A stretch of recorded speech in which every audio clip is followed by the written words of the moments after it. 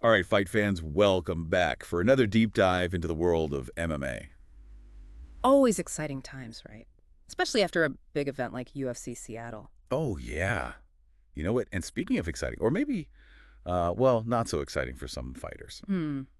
Yeah, what are you thinking of? Roster cuts, man. Yeah. It's the side of the sport nobody likes to talk about, but it's a reality. It is the nature of the beast, eh? A constant churn, you know?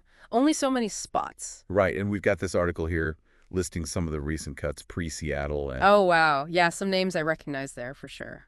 Some tough departures. it is, and we're going to do what we do best, right? Go beyond the headlines. Love it. Peel back the layers. See what these moves tell us about the bigger picture. Exactly. So let's start with Warlleyalves.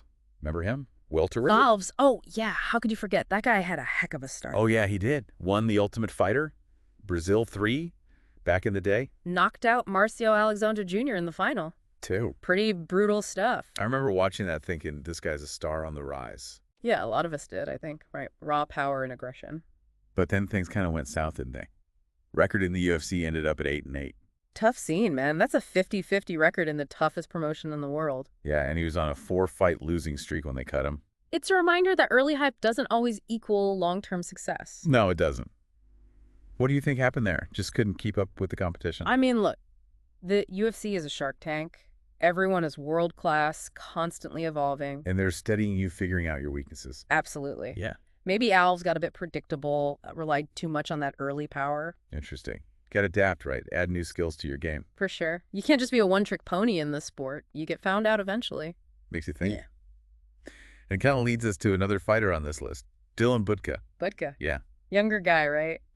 Different story altogether. way shorter. UFC run, 3 fights, and no wins. Rough start, no doubt about it. Last fight was against Edmund Shabazian. At UFC Vegas 102, quick loss. Too much for him on that night. That happens though, right? Especially early in your UFC career. But here's the thing. Budka's not throwing in the towel. Oh, really? Good for him. What's the plan? Dropping down a weight class. Going to welterweight. Interesting. A lot of guys do that. Sometimes it's the key. What do you think? Could it work for him? Well, it's a gamble, right? Cutting more weight can be brutal. But sometimes you find that sweet spot, Yeah. where your power really shines. Yeah, and you're fighting smaller guys. Maybe that gives them an edge. Plus, it's like a mental reset, right? Right. New weight class, new opponents. Exactly. Sometimes you need that fresh start, Wipe the slate clean. I can relate to that, honestly. When I was learning to skateboard. Oh, yeah. You skater. Not anymore. But man, when I was a kid, I took some spills. I bet. And you got to get back upright. Dust yourself off. Exactly. And that's what I see in Budka. Yeah. He's not letting the losses define him. Love that attitude. Man, that's half the battle in the sport. Right. It's not just physical. Yeah. It's mental resilience, too. 100%. You got to believe in yourself, Right. even when you're getting knocked down. So 2 fighters, 2 different paths, but both end up with the same outcome. Released from the UFC, it's a tough business. Makes you wonder what's next for them, though, doesn't it? Oh, yeah, for sure. Did they try another promotion? Another weight class? Maybe they even switch to coaching or something completely different.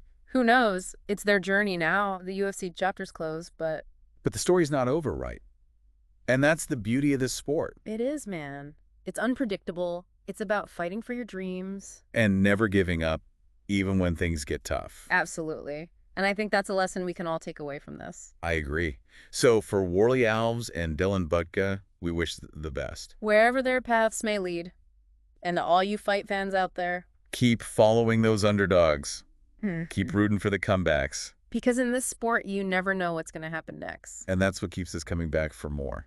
Couldn't have said it better myself. All right, folks, that's it for this deep dive. Until next time, stay tuned. And keep those fists flying. See ya.